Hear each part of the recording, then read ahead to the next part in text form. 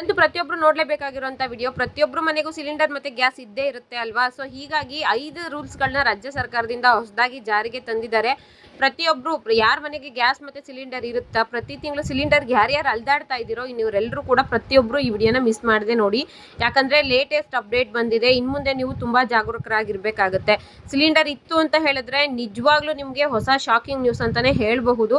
ಏನೇನ್ ರೂಲ್ಸ್ಗಳನ್ನ ತಂದಿದ್ದಾರೆ, ಆ 5 ರೂಲ್ಸ್ಗಳು ಯಾವ್ದು ಎಲ್ಲಾನು ಕೂಡ ನಾನು ನಿಮ್ಗೆ ಡೀಟೇಲ್ ಆಗಿ ಹೇಳ್ತೀನಿ. ಯಾಕೆ ಈ ರೂಲ್ಸ್ಗಳನ್ನ ಜಾರಿಗೆ ತಂದಿದ್ದಾರೆ ಎಲ್ಲ ಕೂಡ ಕ್ಲಿಯರ್ ಆಗಿ ಹೇಳ್ತೀನಿ. ಫಸ್ಟ್ ಟೈಮ್ ಚಾನಲ್ ನೋಡ್ತಿದ್ರೆ ಮಿಸ್ ಮಾಡದೆ ಸಬ್ಸ್ಕ್ರೈಬ್ ಮಾಡ್ಕೊಳ್ಳಿ. ಹಾಗೆ ಪಕ್ಕದಲ್ಲೇ ಕಾಣೋ ಬೆಲ್ ಐಕನ್ ಮೇಲೆ ಕ್ಲಿಕ್ ಮಾಡ್ಕೊಳ್ಳಿ. ಮುಂದೆ ಏನೇ ವಿಡಿಯೋ ಹಾಕಿದ್ರು ನಿಮಗೆ ನೋಟಿಫಿಕೇಶನ್ ಬರುತ್ತೆ.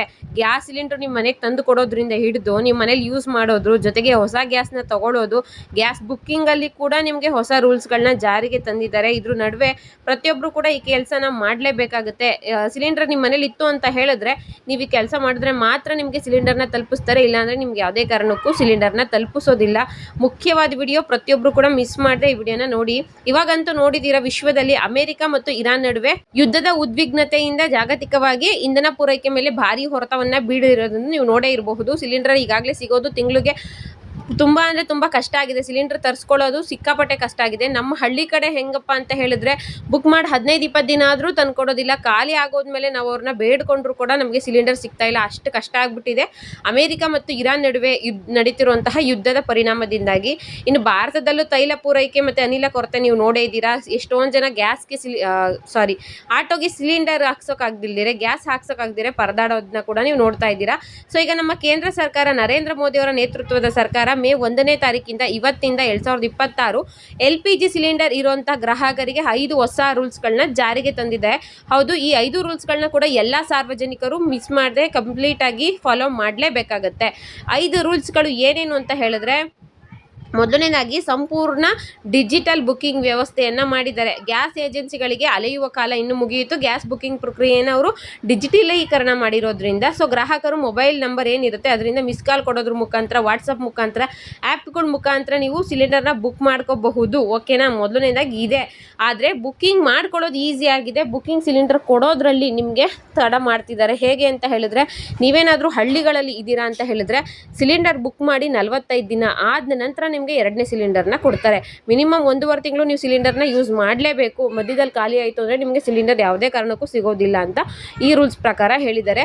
ಸೊ ಹಳ್ಳಿಲಿ ಇರೋಂಥವ್ರು, ಗ್ರಾಮೀಣ ಪ್ರದೇಶದವರು 1.5 ತಿಂಗಳಾದ ನಂತರ ನೀವು ಗ್ಯಾಸ್ ಬುಕ್ನ ಮಾಡಬೇಕಾಗತ್ತೆ. ಇನ್ನು ನಗರ ಪ್ರದೇಶಗಳಲ್ಲಿ ಇರೋಂಥವ್ರು, ಈಗ ಯಾವುದೇ ಸಿಟಿ ಸೆಂಟ್ರಲ್ಲಿ ಇರೋಂಥವ್ರು ನೀವು ಒಂದು ಗ್ಯಾಸ್ನ ಇವತ್ತು ಬುಕ್ ಮಾಡ್ಕೊಂಡಿದ್ದೀರಾ ಅಂತ ಹೇಳಿದ್ರೆ ಇದಾಗಿ 25 ದಿನ ಆದಮೇಲೆ ನೀವು 2ನೇ ಸಿಲಿಂಡರ್ನ ಬುಕ್ ಮಾಡ್ಕೊಳ್ಳೋಕೆ ಸಾಧ್ಯ ಆಗುತ್ತೆ. ಮಧ್ಯದಲ್ಲಿ ಮತ್ತೆ ಬುಕ್ ಮಾಡ್ಕೊಳ್ಳೋದಕ್ಕೆ ಆಗೋದಿಲ್ಲ.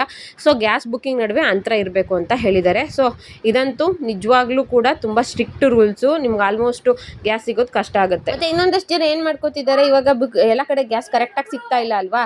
ಸೊ 2-3 ಸಿಲಿಂಡರ್ ಕನೆಕ್ಷನ್ ಇರೋವಂಥವ್ರು ಗ್ಯಾಸ್ನ ಬುಕ್ ಮಾಡ್ಕೊಳ್ಳೋದು, ಅದನ್ನು ಬೇರೆಯವ್ರಿಗೆ ಮಾರೋದು, ಎಕ್ಸ್ಟ್ರಾ ದುಡ್ಡಿಗೆ 1,000-2,000 ರೂಪಾಯಿಗೆ ಕೂಡ ಹೋಟೆಲ್ಗಳಲ್ಲಿ ಮಾರ್ಕೋತಾ ಇದ್ದಾರೆ. ಮತ್ತು ಕೆಲವ್ರ ಹತ್ರ ಇನ್ನೂ ಕೂಡ ಕನೆಕ್ಷನ್ ಆಗಿರೋದಿಲ್ಲ ಅಲ್ವಾ, ಅಂಥವ್ರಿಗೆ ಎಲ್ಲ ದುಡ್ಡು ಕೊಟ್ಟು ಮಾರ್ಕೊತಾ ಇದ್ದಾರೆ.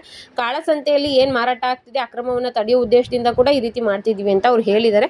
ವಾಟ್ ಎವರ್ ಇಟ್ ಈಸ್, ಇವಾಗ ಗೌರ್ಮೆಂಟ್ ರೂಲ್ಸ್ ಏನಿದೆ ಅಂತ ಹೇಳಿದ್ರೆ, ನಾವು ಹಳ್ಳಿಗಳಲ್ಲಿ ಇರೋಂಥವ್ರು 1.5 ತಿಂಗಳಿಗೆ ಒಂದ್ಸಲ ಬುಕ್ ಮಾಡಬೇಕು. ಸಿಟಿಲಿ ಇರೋಂಥವ್ರು 25 ದಿನ ಆದಮೇಲೆ ನೀವು 2ನೇ ಸಿಲಿಂಡರ್ನ ಬುಕ್ ಮಾಡ್ಕೊಳ್ಳೋದು ಸಾಧ್ಯ ಆಗುತ್ತೆ. ನೆಕ್ಸ್ಟ್ ಮೂರನೇ ಪಾಯಿಂಟ್ ಏನಪ್ಪ ಅಂತ ಹೇಳಿದ್ರೆ, ಒ ಟಿ ಪಿನ ಕೊಡೋದು ಕಂಪಲ್ಸರಿ ಮಾಡಿದ್ದಾರೆ. ಈಗ ಸಿಲಿಂಡರ್ ಕೊಡೋಕ್ಕೆ ನಿಮ್ಮ ಮನೆ ಹತ್ರ ಬರ್ತಾರಲ್ವಾ, ಡೆಲಿವರಿ ಬಾಯ್ ಅವ್ರ ಮನೆಗೆ ಬಂದಾಗ ನಿಮ್ಮ ಮೊಬೈಲ್ಗೆ ಬರುವ DAC ಕೋಡನ್ನು ಅವರಿಗೆ ನೀಡಬೇಕು. ಸೊ ಈ ಕೋಡ್ನ ನೀಡಿದ ನಂತರ ಅಷ್ಟೇ ಅವರು ನಿಮಗೆ ಸಿಲಿಂಡರ್ನ ಕೊಡ್ತಾರೆ. ಇಲ್ಲಾಂದರೆ ಯಾವುದೇ ಕಾರಣಕ್ಕೂ ಸಿಲಿಂಡರ್ನ ಕೊಡೋದಿಲ್ಲ. ಮೊಬೈಲ್ ನಂಬರ್ ಸಂಖ್ಯೆನ ನೀವು ಕೊಟ್ಟರೆ ಅದಕ್ಕೆ ಅವರು DAC ಕೋಡ್ ನಂಬರ್ನ ಕಳಿಸ್ತಾರೆ. ಸೊ ನೀವು ಅವಾಗ OTP ಕೊಡಬೇಕಾಗತ್ತೆ. ಇದು ಕೂಡ ಕಂಪಲ್ಸರಿ ಮಾಡಿದ್ದಾರೆ. ಮತ್ತು ಒಂದೇ ಮನೆಯಲ್ಲಿ LPG ಸಿಲಿಂಡರ್ ಮತ್ತು PNG ಎರಡನ್ನು ಬಳಸುವಂಥದ್ದು ಇರೋದಿಲ್ಲ. ಒಂದು ಪೈಪ್ ಗ್ಯಾಸ್ ಮತ್ತೊಂದು LPG ಸಿಲಿಂಡರ್ ಇರುತ್ತಲ್ವಾ, ಎರಡನ್ನು ನೀವು ಯೂಸ್ ಮಾಡೋ ಹಾಗಿಲ್ಲ. ಒಂದನ್ನ ನೀವು ರಾಜ್ಯ ಸರ್ಕಾರಕ್ಕೆ ಅಥವಾ ಕೇಂದ್ರ ಸರ್ಕಾರಕ್ಕೆ ವಾಪಸ್ನ ಬಿಟ್ಕೊಡ್ಬೇಕಾಗುತ್ತೆ. ಇನ್ ಕೇಸ್ ನೀವು ಆ ಥರ ಮಾಡಿಲ್ಲ ಅಂತ ಹೇಳಿದ್ರೆ ಸರ್ಕಾರವೇ 2 ಕನೆಕ್ಷನ್ ಇರೋದು 1 ಕನೆಕ್ಷನ್ನ ಕ್ಯಾನ್ಸಲ್ ಮಾಡುತ್ತೆ ಅಂತ ಹೇಳಿದ್ದಾರೆ. ಮತ್ತೊಂದು EKYCನ ಕಂಪಲ್ಸರಿ ಮಾಡಿದ್ದಾರೆ. ಸೊ ಯಾರು ಗ್ಯಾಸ್ ಸಿಲಿಂಡರ್ ಗ್ರಾಹಕರು ಇರ್ತಾರೋ ಅವರು ಆಧಾರ್ ಕಾರ್ಡ್ ಅಥವಾ ಬಯೋಮೆಟ್ರಿಕ್ ವಿವರಗಳೊಂದಿಗೆ EKYC ಮಾಡಿಸೋದು ಕಡ್ಡಾಯ ಆಗಿರುತ್ತೆ. ಮತ್ತು ಕೆಲವರು ಉಜ್ವಲ ಯೋಜನೆ ಸ್ಕೀಮ್ ಅಡಿಯಲ್ಲಿ ಸಿಲಿಂಡರ್ನ ಪಡ್ಕೊಂಡಿದ್ರು ಅಂತ ಹೇಳಿದ್ರೆ ಸೊ ಅವ್ರಿಗೂ ಕೂಡ ಈಗ ಏನು ಅಮೌಂಟ್ 300 ರೂಪಾಯಿ ರಿಟರ್ನ್ ಆಗ್ತಾ ಇತ್ತು ಅಲ್ವಾ, ಆ ರಿಟರ್ನ್ ಅಮೌಂಟ್ ಕೂಡ ಬರ್ತಿಲ್ಲ. ಮೇಯ್ನ್ ಆಗಿ KYC ಆಗಿಲ್ಲ ಅಂತ. ಸೊ ಕಂಪಲ್ಸರಿ ನೀವು KYC ಆಗಿದ್ರು ಒಂದ್ಸಲ ವಿಚಾರಿಸ್ಕೋಬೇಕಾಗುತ್ತೆ. KYC ಆಗಿದ್ರೆ ಮಾತ್ರ ಒಂದು ಗ್ಯಾಸ್ ಸಿಲಿಂಡರ್ ಬುಕ್ ಆಗುತ್ತೆ, ಮತ್ತೊಂದು ನಿಮಗೆ ಅಮೌಂಟ್ 300 ರೂಪಾಯಿ ಏನು ರಿಟರ್ನ್ ಬರ್ತಿತ್ತು ಅದೆರಡು ಸಬ್ಸಿಡಿ ಅಮೌಂಟ್ ಕೂಡ ಬರುತ್ತೆ. ಇದು 5 ರೂಲ್ಸ್ಗಳನ್ನ ಇವತ್ತಿಂದನೇ ಕಂಪಲ್ಸರಿ ಮಾಡಿದ್ದಾರೆ. ಸೊ ಪ್ರತಿಯೊಬ್ಬರು ಕೂಡ ಸಿಲಿಂಡರ್ ಯಾರ್ಯಾರ ಮನೇಲಿ ಇರುತ್ತೋ ಅವರೆಲ್ಲರೂ ಕೂಡ ಈ ರೂಲ್ಸ್ಗಳನ್ನ ಫಾಲೋ ಮಾಡಲೇಬೇಕಾಗುತ್ತೆ. ಇವಾಗಂತೂ ಅಮೆರಿಕ ಮತ್ತು ಇರಾನ್ ನಡುವೆ ಇರುವಂತಹ ಯುದ್ಧದ ಪರಿಸ್ಥಿತಿಯಿಂದಾಗಿ ಇದನ್ನೆಲ್ಲ ಕೂಡ ಅವ್ರು ಕಂಪಲ್ಸರಿ ಮಾಡಿರೋದ್ರಿಂದ ನೀವು ಇದನ್ನೆಲ್ಲ ಕೂಡ ಮಾಡಲೇಬೇಕಾಗುತ್ತೆ. ಇದಿಷ್ಟು ಇವತ್ತಿನ ವಿಡಿಯೋ ಆಗಿತ್ತು. ಸೊ ಈ ವಿಡಿಯೋ ನಿಮಗೆ ಇಷ್ಟ ಆಗಿದ್ರೆ ಲೈಕ್ ಮಾಡಿ, ಶೇರ್ ಮಾಡಿ, ಮಿಸ್ ಮಾಡದೆ ಸಬ್ಸ್ಕ್ರೈಬ್ ಮಾಡಿಕೊಂಡು ಇದೇ ರೀತಿ ಸಪೋರ್ಟ್ ಮಾಡ್ತೀರಿ. Thank you.